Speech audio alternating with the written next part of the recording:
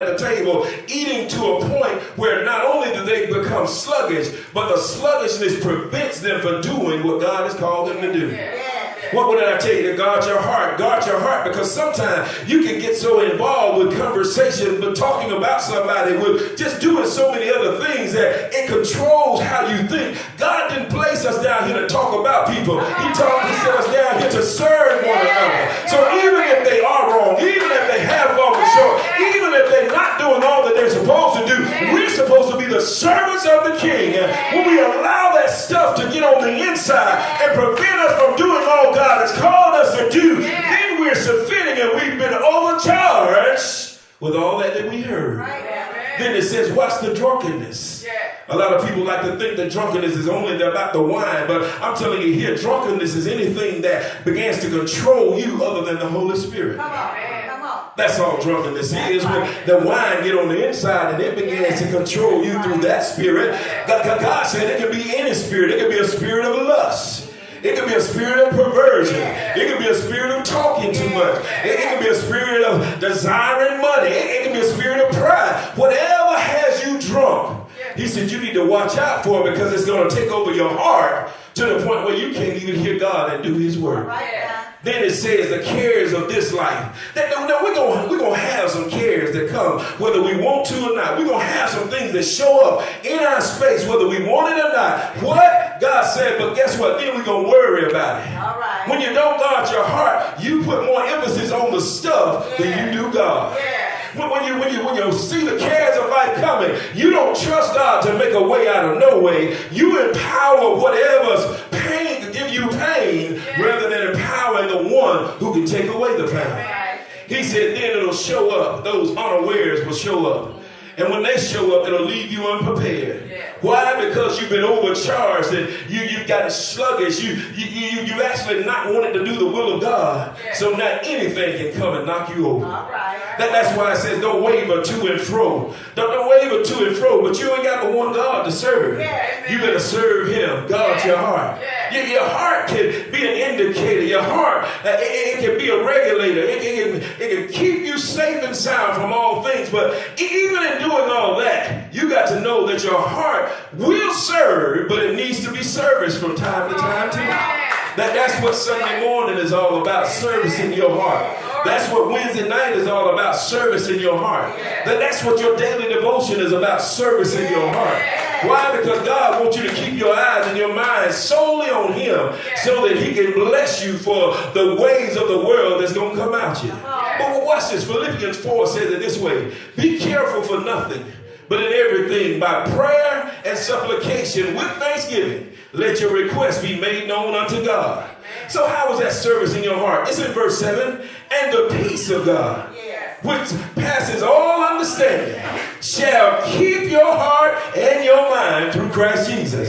So there's some stuff you got to do, but if you just pray and pray right, if you just continue to worship God in devotion and on Sunday morning and Wednesday night, God says he's going to send you a peace that surpasses all understanding. And that peace will keep your heart. It'll keep it from getting congested with the ways of the world.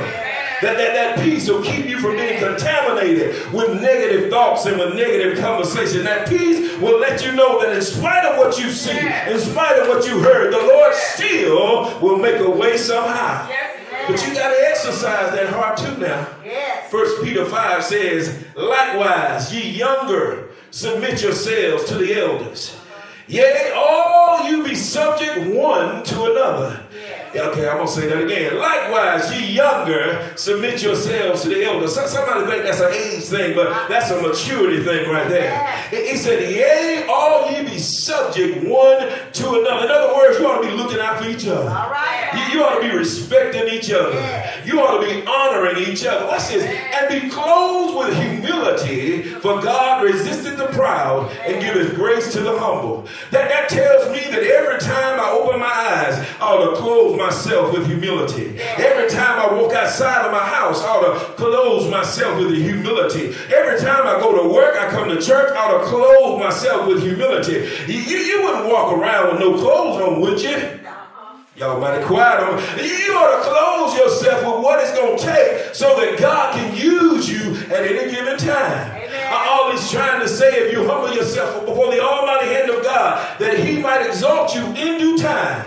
You got to understand, you don't exalt yourself, but you let God do it because God knows the correct time.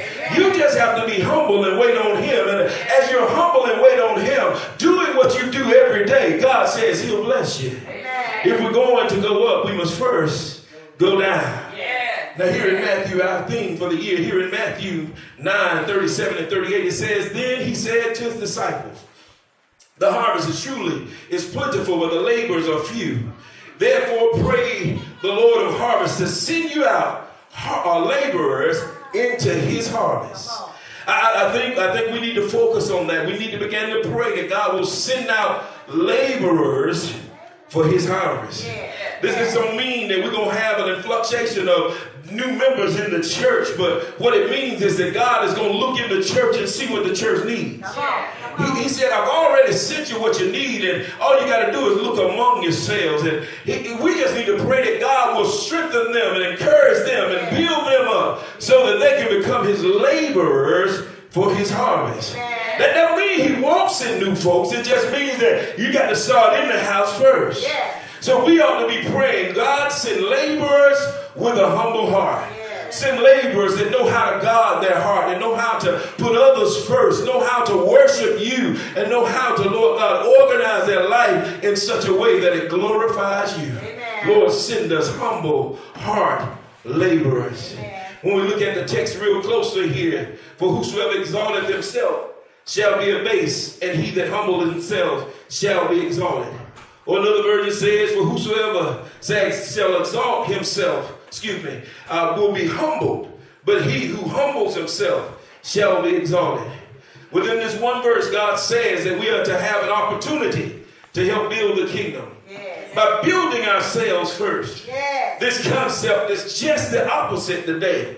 When you look around the world, even in the church, even in your own homes, it's just the opposite because we are seeking self-exaltation.